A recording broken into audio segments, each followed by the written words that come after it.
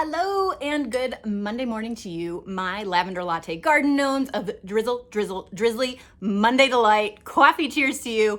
Welcome to 2025, our very first Monday of the new year, and our first weekly reading book review of the new year. So, coffee cheers to you. I wanted to tell you about the books I read last week or finished last week. Currently might read next, and yeah, that's what I got.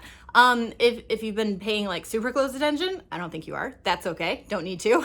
But I was supposed to have traveled to New York this last week to pick up my husband's art show. That got extended 2 weeks. So Cram Boxers, your Happy Mail from New York, as voted upon, shall be arriving a little later than usual in the month. But I'm so excited, to quote an angry elf from my favorite holiday movie.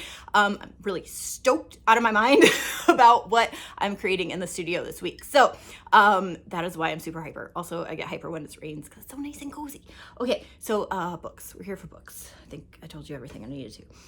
Anyway, so I was in town this week and I got to spend 2 days without going anywhere. And it was so good. I spent some studio time. It was delightful. Okay. Also, finished. We talked about it last week. So this was my last book of 2024, the year behind us. This is Haruki Murakami's A Wild Sheep Chase. Totally weird. I think I talked about it extensively last week. Done. Finished. Okay. The next one I read was actually on my might read next. I reread HOWL'S Moving Castle by Diana Wynne Jones. So good. I think I said last week that there wasn't enough howl in it.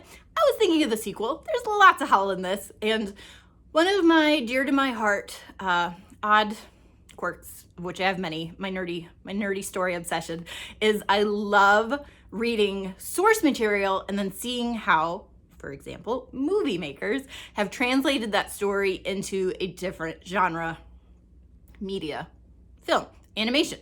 Miyazaki's HOWL'S Moving Castle is a little different.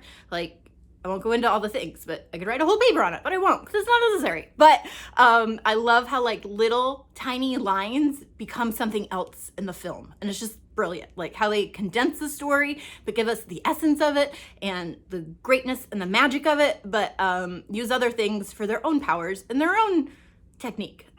So yes, my childhood summer camp summers were spent reading the classics of the Disney film coming out that summer.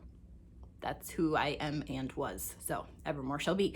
So HOWL'S Moving Castle, so good. Better than I remembered. Still love the film. Two different things, but both equally fantastic. Okay, love it.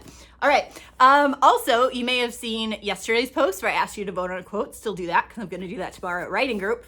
Hi, Ruthie and Missy. Yes, I'm coming tomorrow. All's well that ends well. My first Shakespeare read of 2025. I want to go through all of his quotes. Authorship question. I love it. Anyway, his plays alphabetically this year. So I had not yet read All's Well That Ends Well. It's one of the quote problem plays, but I loved it just because I love the language. Even if you don't understand it all the way, it just feels good and there's lots of fun quotes. And so go vote on my last post so I can illuminate your favorite. There's some funny ones. Sometimes when they're taken out of context, other times they're just beautiful and brilliant. Within the play. So reading next, I'll show you, but next in the alphabetical list, according to the Cambridge Shakespeare Guide, is Antony and Cleopatra. So that's in my next pile. Anyway, but we're gonna do a quote from All's Well That Ends Well. I meant to bring it. Once upon a time, last fall, before I went to the SBDR conference in Charlotte, I picked up this gorgeous Archer and Olive ghost journal. And so we're gonna do quotes in that for now. Okay. Different story, but I read All's Well That Ends Well. Yay!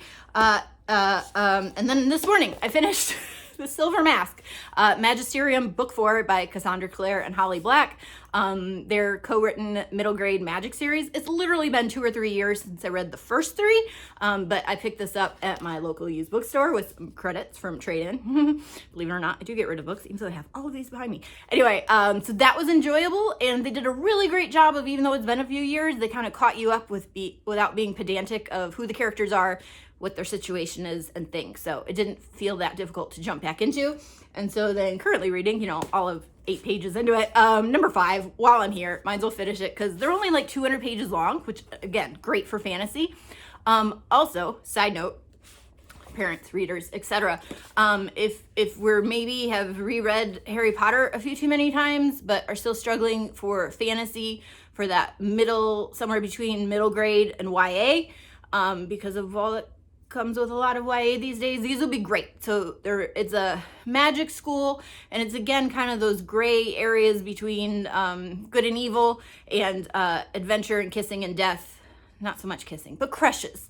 So these recommend for that like upper middle grade and young YA, or YA who doesn't want the rest of it. So again, the Magisterium books, Holly Black, Cassandra, Clare, enjoying those, and this is number 5, which I'll probably read this week. Okay, also I took in, before I show you the other 2 books I have in the maybe read pile this week, you know I'm a Fred and Ginger fangirl, so I rewatched while I was making friendship bracelets on the couch and sketching the Barkleys of Broadway, and I'm gonna rewatch it again today because there are a few showbiz quotes I wanted to write down. I just love it. It's such a great film. I have both of their box sets, and they're just delightful, except for the sad one. Anyway, picked up recently My Imaginary Mary. So this is might read next, but probably I'm feeling it, guys. This is YA by Cynthia Hand, Brody Ashton, and Jody Meadows, part of their Jane and Mary series. They got pretty famous for My Lady Jane. I loved the Jane Eyre one, which I won't be able to think of right now, but it's kind of revisionist history / classic lit through the famous Janes and Marys. And this is Mary Shelley, famous authoress of Frankenstein, who wrote it in a weekend on a dare to say she could write a better horror novel than a man. Check. Anyway, so looking forward to that one. Finally came out in paperback. Yay! Also, it's purple. I love purple. Okay, and then this was one of my Book of the Month add-ons this month, so I might read next. We'll see. This is I Might Be in Trouble by Daniel Aylman, a kind of a, you know, there's a dead body. Oops, I didn't do it. Maybe, did I? I don't know. Honestly, I haven't read it. I scanned the jacket flap because, you know, I don't like knowing too much going into the story. But we are dragging a dead body, and looks like we need some friends to help. So that should be interesting. Kind of a comedy thriller, perhaps? We'll find out. Keep you posted. Okay, and of course, as mentioned, Antony and Cleopatra. I won't go into why I'm obsessed with Shakespeare, but I do love me some Kanuka craft art. Okay, that's it. Coffee, cheers. I'm gonna go to the studio. Okay, love you guys. Let me know what stories you're reading, loving, watching, enjoying, and we'll chat more books and art soon. Cool? Okay.